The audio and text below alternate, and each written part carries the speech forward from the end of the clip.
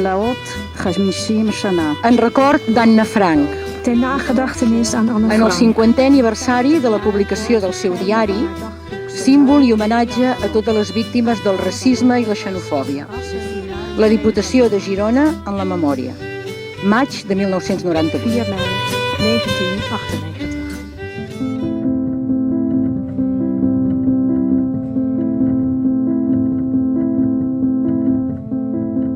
Gràcies per ser aquí. Avui justament es recorda el 75è aniversari del tancament del camp d'Auschwitz-Birkenau. Bé, són dates per recordar, però sobretot això, per intentar que tots puguem aportar el que sigui, amb el nostre fer de cada dia, aquest món en pau i per la pau. El Consell Assessor de la nostra càtedra va decidir apadrinar una de les escultures dels Amics de la UNESCO dins d'aquest programa de l'Apadrinem Escultures, i aquell dia el Consell Assessor vam decidir que ho faríem per l'escultura que representava la commemoració del diari de l'Anna Frank. I per què ho vam fer, això?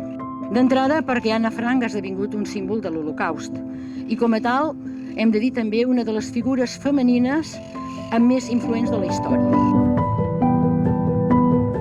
El diari d'Anna Frank hem de dir que connecta amb persones de totes les edats i a tots ens fa reflexionar sobre els horrors de l'Holocaust, la xenofòbia, el racisme i el menyspreu vers aquells que considerem inferiors. És una manera al·legòrica de parlar de com van haver d'amagar les seves creences, la seva ideologia, per poder sobreviure. Sense renunciar a la part simbòlica, és un disseny críptic, és un disseny que té un secret. El pots mirar de tots els costats, pots fer tota la volta, anar-te'n i tan sols no haver-te'n adonat que això era una estrella de David.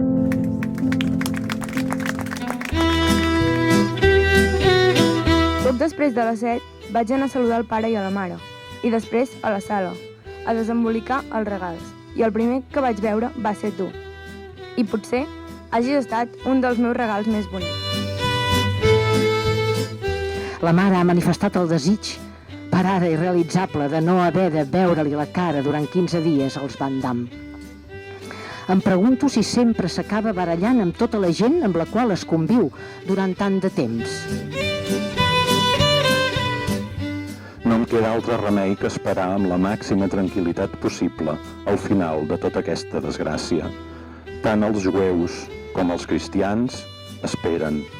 Tot el planeta espera. I molts esperen la mort.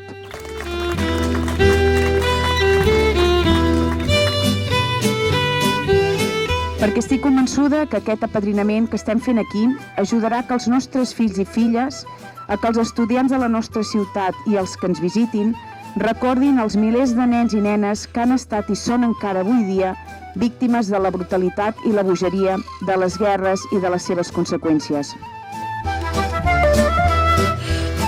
I sobretot el que hem d'intentar cadascú a la nostra quotidianitat és intentar sobretot ser absolutament intransigents i intolerants amb el racisme, amb la xenofòbia, amb determinats discursos, no normalitzar-los. Ensenyar amb l'exemple d'educar els nostres joves i els nostres fills en valors de democràcia, en valors de llibertat, en valors de respecte per les llibertats individuals i col·lectives, perquè aquesta fornada de jovent que arriba, no? I que seran el futur, tinguin molt, molt interioritzat i no gens banalitzat el que estem parlant avui, precisament aquí.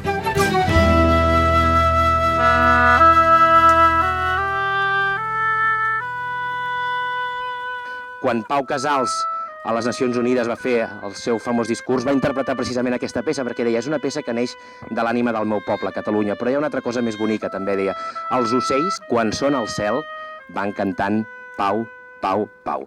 I aquest missatge continua sent plenament vigent.